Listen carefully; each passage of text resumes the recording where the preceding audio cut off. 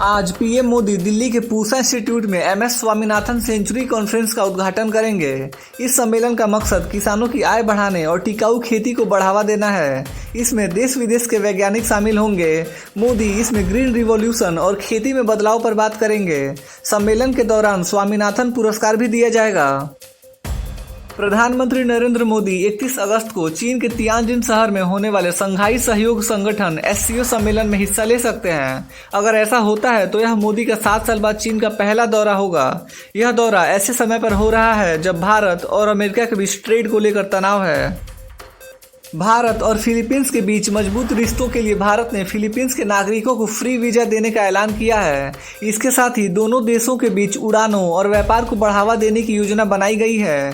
PM Modi का मानना है कि इससे दोनों देशों के आर्थिक और सुरक्षा संबंध मजबूत होंगे।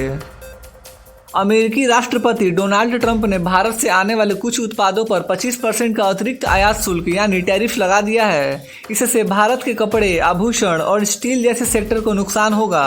अब भारत से अमेरिका में सामान भेजना और महंगा हो जाएगा।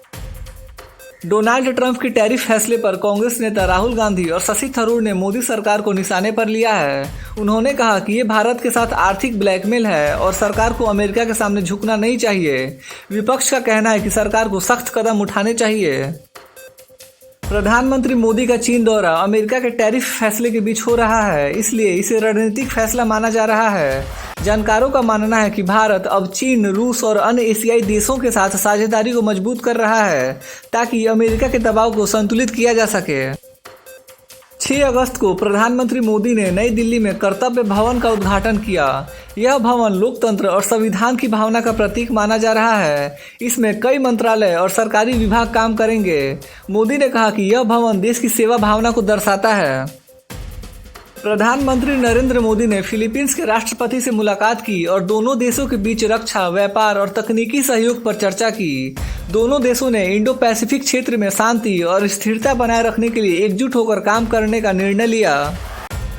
प्रधानमंत्री मोदी ने भारतीय वस्त्र उद्योग की उपलब्धियों पर एक लेख साझा किया है। उन्होंने लिखा कि भारत का टेक्सटाइल सेक्टर लाखों लोगों को रोजगार देता है और यह आत्मनिर्भर भारत की दिशा में अहम भूमिका निभा रहा है।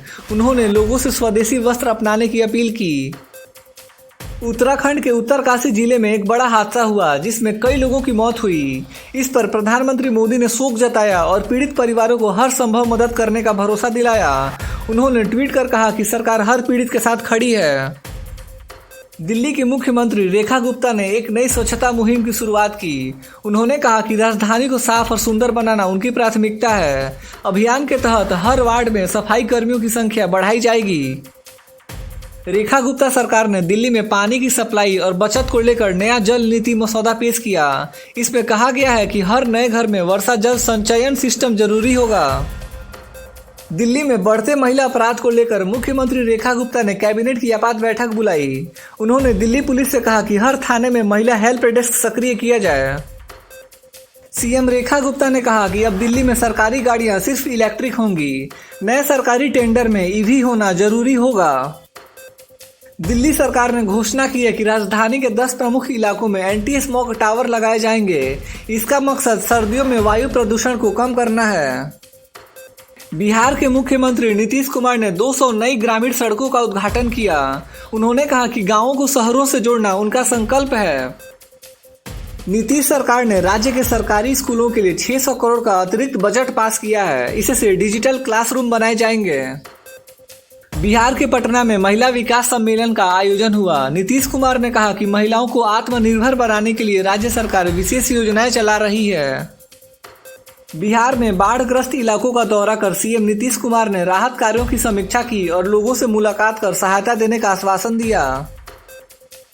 बिहार सरकार ने राज्य में जातीय जनगणना का दूसरा चरण शुरू किया है। इस बार हर परिवार की आर्थिक स्थिति को भी जोड़ा जाएगा। मुख्यमंत्री योगी आदित्यनाथ ने किसानों के लिए कृषि वंदना योजना शुरू की। इस योजना के तहत हर छोटे किसान को 15,000 की वार्षिक सहायता मिलेगी। सीएम योगी ने कहा कि इस साल अयोध्या में होने वाला दीपोत्सव और भी भव्य होगा। प्रशासन को तैयारियां समय से पूरी करने के निर्देश दिए। उत्तर प्रदेश सरकार ने शक्ति हेल्पलाइन नाम से नया नंबर लॉन्च किया है जिससे महिलाएं सीधे पुलिस से जुड़ सकें। सीएम योगी ने 5 नए मेडिकल कॉलेजों को मंजूरी दी है, जिससे स्वास्थ्य सेवाओं को ग्रामीण इलाकों में बेहतर बनाया जाएगा। उत्तर प्रदेश पुलिस ने बताया कि माफियाओं की 3500 करोड़ रुपए की संपत्ति जब्त की गई है। योगी ने कहा कि अपराधियों के लिए कोई जगह नहीं है। डोनाल्ड ट्रंप ने भारत से आने वाले कई प्रोडक्ट्स पर 25% नया टैरिफ लगा दिया है। इसका असर भारत की अर्थव्यवस्था पर पड़ेगा। डोनाल्ड ट्रंप ने अपने बयान में कहा कि भारत अमेरिका से फायदा उठा रहा है, इसलिए टैरिफ जरूरी था। ट्रंप के बयान के बाद अमेरिकी चैनलों में भारत के खिलाफ माहौल बना, लेकिन कुछ विशेषज्ञों ने इसे चुनावी चाल बताया। ट्रंप प्रशासन ने अमेरिकी कंपनियों से कहा कि वे भारत से मैन्युफैक्चरिंग हटाकर दूसरे देशों की ओर जाएं। ट्रंप ने फिर से मेक अमेरिका ग्रेट अगेन नारे के साथ कहा कि अमेरिकी कंपनियां अमेरिका में ही उत्पादन करें। भारत में 7 अगस्त को हैंडलूम सेक्टर के सम्मान में राष्ट्रीय हथकरघा दिवस मनाया जा रहा है। पीएम मोदी ने बुनकरों को शुभकामनाएं दी। भारत और फिलीपींस के बीच रक्षा और समुद्री सुरक्षा को लेकर एक बड़ा समझौता हुआ है। इससे हिंद महासागर क्षेत्र में भारत की भूमिका और मजबूत होगी। भारत ने G20 देशों के सम्मेलन में पर्यावरण पर ग्रीन डेवलपमेंट मिशन पेश किया है, जिससे टिकाऊ विकास को बढ़ावा मिलेगा। भारतीय रेलवे अगले 2 साल में 100 नई वंदे भारत ट्रेनों की घोषणा कर सकती है। इनमें से 40 ट्रेनों का निर्माण पहले ही शुरू हो चुका है।